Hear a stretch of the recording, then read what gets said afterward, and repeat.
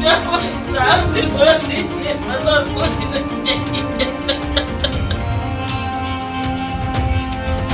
शादी कोई गुड्डे गुड़ियों का खेल नहीं, दहेज प्रथा कोई अच्छी बात नहीं, लेकिन समाज में सब कुछ होता दिख रहा है।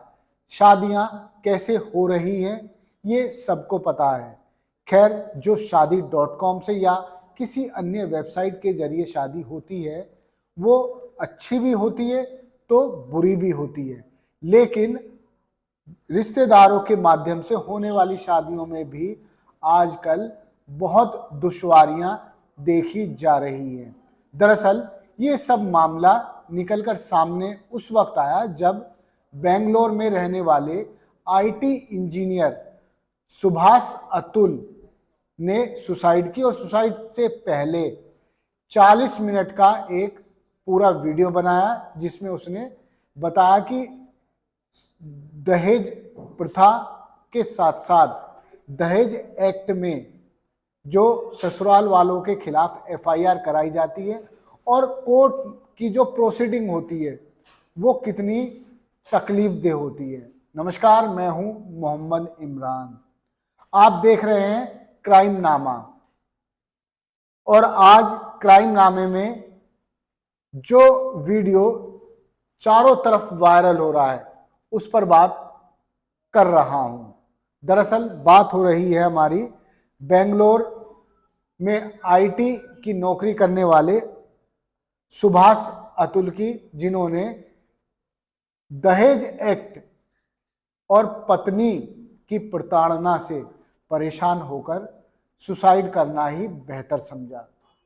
उन्होंने अपना एक पूरा 40 मिनट का वीडियो बनाया और उसमें बताया कि किस किस तरह से उनको प्रताड़ित किया जा रहा था।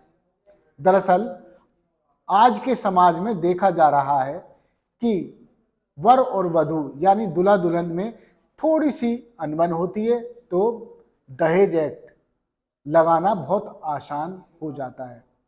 नोएडा यानी गौतम बुद्ध नगर पुलिस कमिश्नरेट ने दंपतियों के बढ़ते फासले को कम करने के लिए एक क्लिनिक खोला।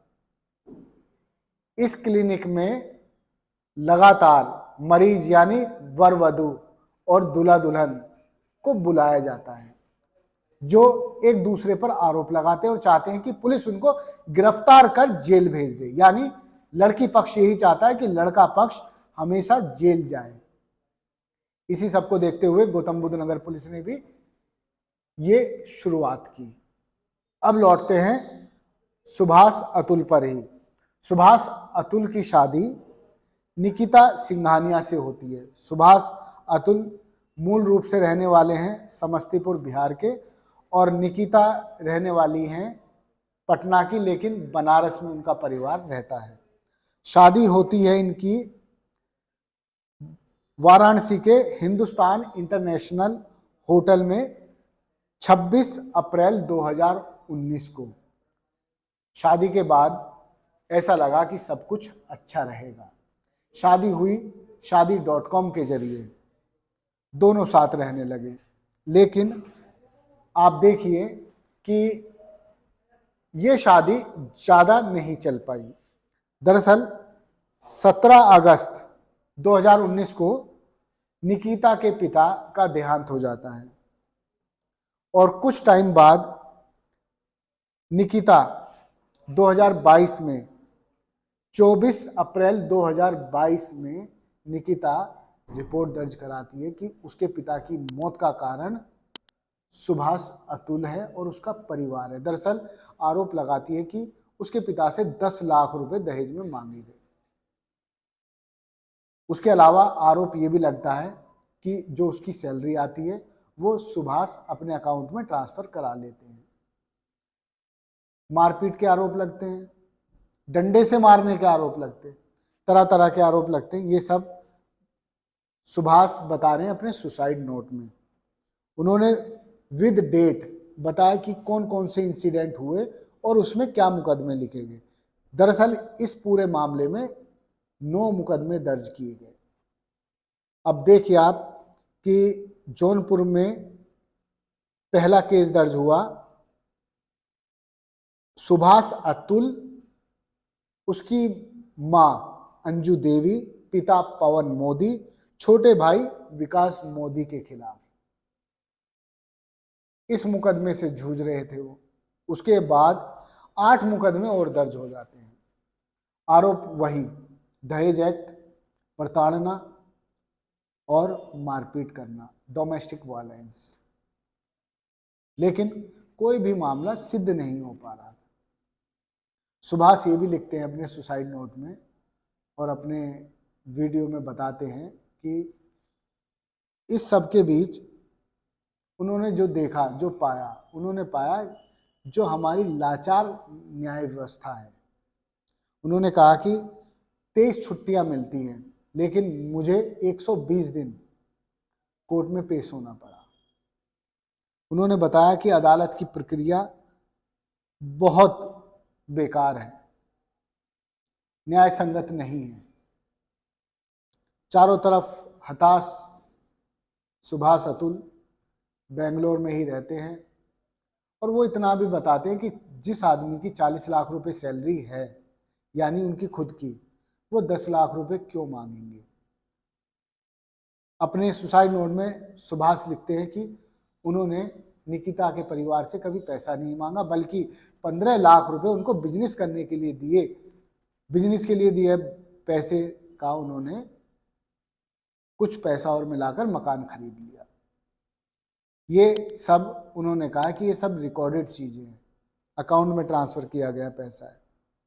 अब देखिए आप, उसके अलावा उन्होंने कई और गंभीर आरोप लगाए, पुलिस पर भी आरोप लगाए। कहा कि पुलिस भी इस प्रताड़ना में शामिल है। लेकिन उनके एक परिचित सीए हैं जिनका नाम मयंक ज्योति है। अब उन्होंने एक नया खुलासा किया। उन्होंने कहा कि 2021 में सुभाष के परिवार और निकिता के परिवार का समझौता हुआ।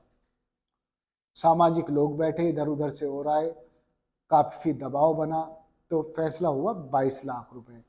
निकिता के परिवार चाहता था कि सुभाष उन्हें 22 लाख रुपए दे तो वो सभी केसेस और आरोप प्रत्यारोप वाली चीजें वापस ले लेंगे। लेकिन सुभाष ने ऐसा करने से मना कर दिया। सुभाष ने कहा कि इतना पैसा मैं नहीं दे पाऊंगा, मैं ऑलरेडी बहुत पैसा दे चुका हूं। ये सब खुलासे सीए पंकज ज्योति ने किए हैं। और आप देखिए कि जब ब्याह शादी होती है कितने धूम धड़ाके से बारात आती है, लड़की वाले भी अच्छे से स्वागत करते हैं, सब कुछ होता है। लेकिन कुछ दिन बाद ही आखिर ऐसा क्या हो जाता है। दरअसल दहेज एक्ट का यूज कम और मिसयूज ज्यादा हो चुका है। सुप्रीम कोर्ट भी कई बार इस बात को स्वीकार कर चुका है और इसीलिए सुप्रीम कोर्ट ने एक नया प्रावधान किया। कहा कि पति पर ही दहेज एक्ट लागू होगा और उसी के खिलाफ केस भी दर्ज होगा। सास ससुर के रोल को चेक किया जाए, तभी उन पर कार्रवाई की जाए। उसके अलावा एक और सुप्रीम कोर्ट ने प्रावधान किया। कहा कि एक छत के नीचे रहने वाले ही लोग एक परिवार के माने जाएंगे। ऐसा नहीं कि माँ बाप अलग रह रहे हैं, भाई बहन अलग रह रहे हैं और उन पर भी मुकदमा दर्ज हो जाए। लड़के के माँ बाप भाई बहन सब अलग रह रहे हैं, लड़का अपनी पत्नी के साथ रहता है, लेकिन पत्नी जब मुकदमा दर्ज कराती है, उसके घर वाले जब मुकदमा दर्ज कराते हैं तो माँ बाप भाई बहन जीजा तमाम रिश्तेदारों को, चाचा चाची ताऊ ताई सबको लपेटे में ले लेते हैं।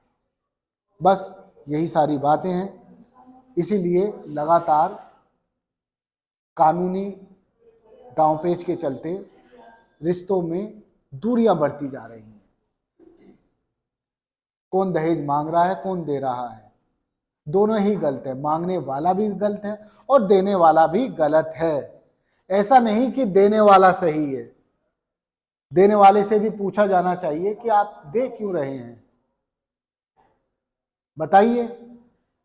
क्योंकि ऐसे मामलों की अब कमी नहीं रहेगी जिसमें दहेज एक्ट के तहत दूल्हा पक्ष को यानी लड़के पक्ष को पुलिस ने प्रताड़ित ना किया हो, गिरफ्तार करके जेल ना भेजा हो। सुप्रीम कोर्ट के आदेश हैं, लेकिन लड़की पक्ष इधर उधर से पुलिस पर भी दबाव बनाता है और चाहता है कि जल्द से जल्द लड़के पक्ष को जेल हो जाए। ऐसा लगता है कि एक शिकायत लिखवा दी तो उनको फांसी पर लटकवा दें। खैर, सुभाष अतुल एक ऐसी नज़ीर पेश कर गए हैं, खैर वो इस दुनिया में नहीं है, उन्होंने अपनी जान दे दी। उनका वीडियो चारों तरफ वायरल हो रहा है और वो लाचार न्याय व्यवस्था, पुलिस व्यवस्था और दहेज एक्ट के मिसयूज के बारे में सब कुछ बता रहे हैं। खैर, आप भी अपने बच्चों की शादी कीजिए, कोशिश कीजिए दहेज ना देना पड़े ना लेना पड़े। यदि ऐसा है तो आप आपसी समझौते के आधार पर सब कुछ करें, गलत किसी को ना फंसाएं। धन्यवाद। देखते रहिए जय हिंद जनाब। चैनल को लाइक और सब्सक्राइब करना ना भूलें। आपको क्राइम नामा कैसा लग रहा है कमेंट बॉक्स में जरूर बताएं। जय हिंद।